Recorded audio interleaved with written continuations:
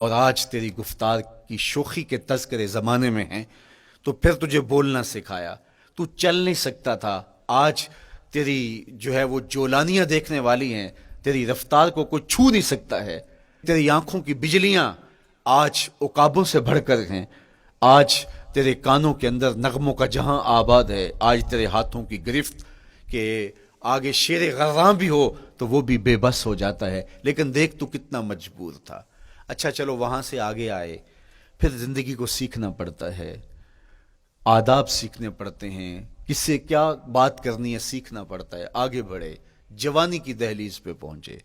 جوانی انسان کی زندگی کا باقپن ہوتا ہے، عروج ہوتا ہے، اللہ اکبر، لیکن جوانی کو تقدس معاب رکھ کے منزل تک پہنچانا یہ سب سے مشکل مرحلہ ہوتا ہے، چونکہ جذبات بے قابو ہیں، خواہشیں آوارہ ہیں،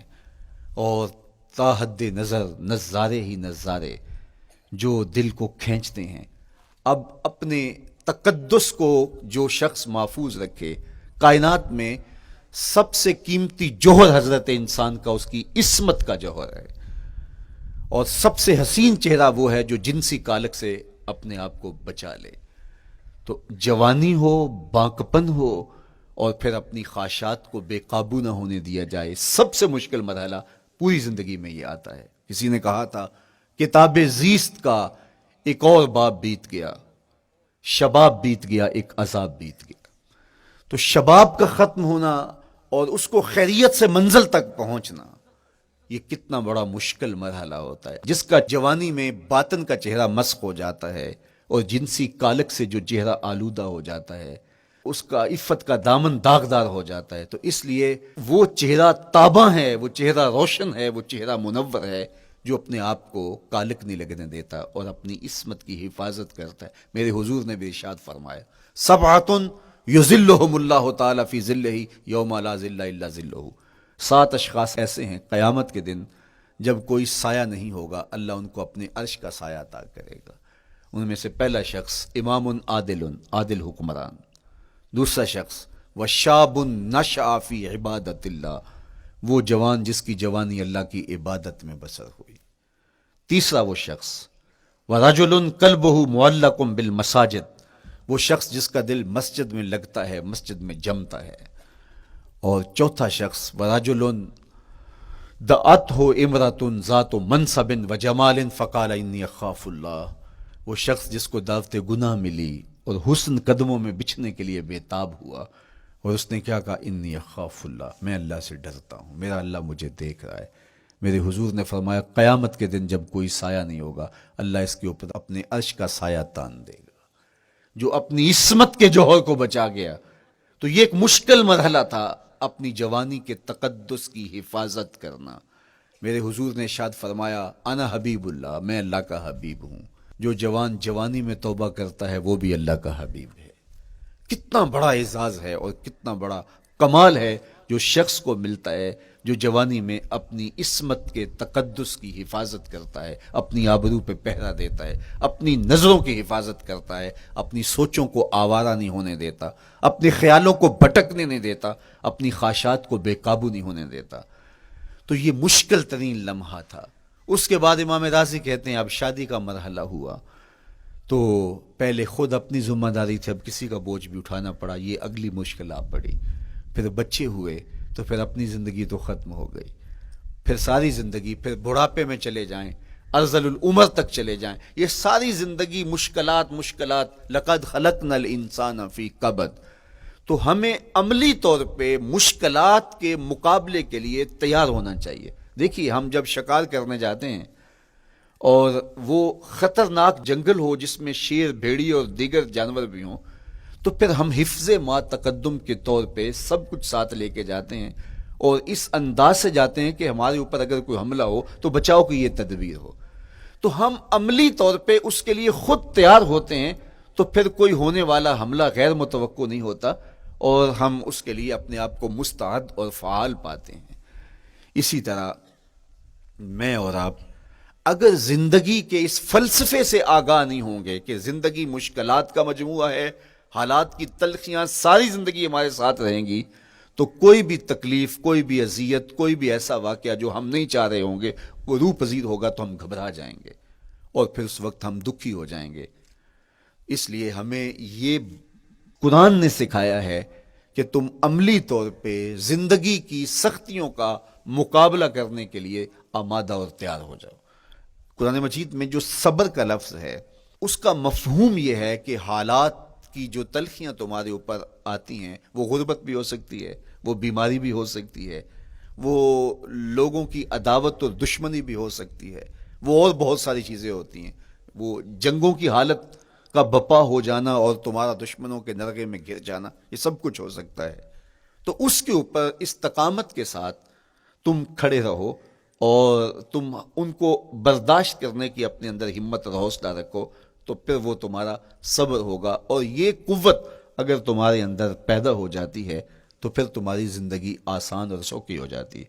لیکن اگر یہ دولت تمہیں نصیب نہیں ہوتی تو پھر ساری زندگی دکھوں اور شکووں سے بھری رہتی۔ اس لیے ہمیں یہ چیز سیکھ لینی چاہیے کہ زندگی نام ہی مشکلات سے نہ برد آزما رہنے کا ہے۔ عملی طور پہ ہم دیکھو، ہمیں پتہ ہے سردی آ رہی ہے تو اس کا ہم پہلے انتظام کرتے ہیں، تو سردی ہمیں دکھی نہیں پھر کرتی، ہم سردی سے بھی لطف لیتے ہیں، موسم برسات سے بھی مزہ لیتے ہیں، اور گرمی سے بھی ہم ایک حاز حاصل کر لیتے ہیں اگر ہم اس کو جو ہے اس کے لیے عملی طور پہ اپنے آپ کو تیار کر لیں۔ لیکن اگر ہم اس کے لیے تیاری نہیں کریں گے تو سوائے گھبراہٹ کے اور کچھ نہیں ہوگا۔ تو مجھے اور آپ کو عملاً اپنے آپ کو اس بات کے لیے آمادہ کرنا پڑے گا کہ زندگی ان حالات کی تلخیوں سے ٹکرانے کا نام ہے،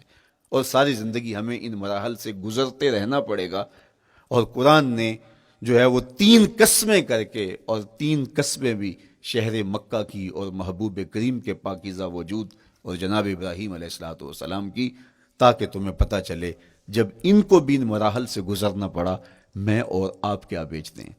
اس لیے ہمیں اپنی زندگی کو ان راہوں پہ ڈالتے ہوئے صبر اور استقامت، اب صبر اور استقامت کی دولت ہمیں کیسے نصیب ہوگی، یہ دولت کس طرح، یہ قوت راسخہ ہمارے اندر کیسے پیدا ہوگی، اور کس طرح ہمارے من کے اندر یہ چیزیں سمائے گی۔ اللہ تعالیٰ کی خشیت، اس پر توکل، اس پر بھروسہ، اور اللہ تعالیٰ جل شانہ کی طرف سے ہر کام کے ہونے کا یقین ہمارے اندر یہ استقامت اور یہ حوصلہ پیدا کرتی ہے یہ چیز۔ اس لیے مجھے اور آپ کو اپنی پوری زندگی میں اس عمل سے گزر کر کے اپنے آپ کو مضبوط ترین صورتحال میں لا کے کھڑا کرنا پڑے گا، اور یہی زندگی کا جمال ہے۔ تو اب پھر دیکھیے قرآن کیا کہہ رہا ہے، لا اقسم بہذا البلد وانت حل بہذا البلد ووالد وما ولد، 3 قسمیں کی۔ اس کے بعد ارشاد فرمایا لقد خلقنا الانسان فی کبد، ہم نے انسان کو مشکلوں میں، مصائب میں، آلام میں رہتا ہوا پیدا کیا۔ کہتے ہیں جب حضرت انسان کی تخلیق ہوئی تو اس کا خمیر جب گویا جا رہا تھا تو اس کے اوپر 39 دن تک آزمائشوں کی، دکھوں کی، تکلیفوں کی بارش ہوئی، اور ایک دن خوشیوں اور مسرتوں کا می برسا۔ تو انسان کی زندگی کے اندر حالات سے ٹکرانا اور دکھوں کو سہنا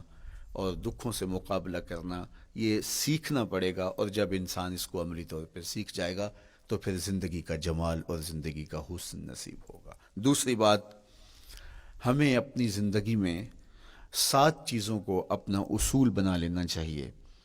اور یہ 7 چیزیں وہ ہیں جو ہماری زندگی کو ایک خوبصورت سانچے میں ڈھال کر کے ہمیں ایک پاکیزہ اور ستھرا انسان بنا دیتی ہیں۔ پہلی چیز، التمسک بکتاب اللہ، اللہ کی کتاب سے جڑ جانا، وابستہ ہو جانا۔ جب ہم کتاب اللہ سے وابستہ ہو جائیں تو پھر ہمارے باطن کی اور نفس کی تربیت ہوتی ہے، اور پھر ہم وہ مطلوب انسان بنتے ہیں جو ہمارا رب ہم سے تقاضا کرتا ہے۔ تو اس لیے ہمیں اپنی زندگی میں اس چیز کو لازم کر لینا چاہیے کہ ہمارا کوئی بھی دن قرآن مجید کی تلاوت کے بغیر نہ گزرے۔ اپنے دن کا آغاز قرآن مجید کی تلاوت سے کیجیے۔ سورہ یاسین سے جو اپنے دن کا آغاز کرتا ہے سارا دن اللہ کی امان میں رہتا ہے، اس کی حفاظت میں رہتا ہے، اور اپنی شب کا آغاز سونے سے پہلے سورہ الملک کی تلاوت کریں، آپ ساری شب اللہ کی امان میں، اس کی حفاظت میں رہیں گے۔ اور قرآن مجید کو سمجھ کر اس کے مفاہیم و مطالب کے ساتھ ایک رکوع کم از کم پوری زندگی، اپنی زندگی کے نصاب میں آپ کتنا وقت مختلف امور کے لیے سر انجام دیتے ہیں۔ یہ کتاب انسانی ہدایت کے لیے، انسانی تربیت کے لیے، اس سے کوئی اور بہتر اور مؤثر جو ہے وہ نصاب نہیں ہو سکتا ہے۔ انسان سازی کا بہترین ذریعہ ہے یہ کتاب، اور اس کتاب کے ذریعے سے جو ہے وہ انسان پستیوں سے اٹھ کے بلندیوں تک جا پہنچتا ہے۔ اقبال نے تو کہا کہ گر تمی خواہی مسلمان زیستن، نیست ممکن جز بقرآن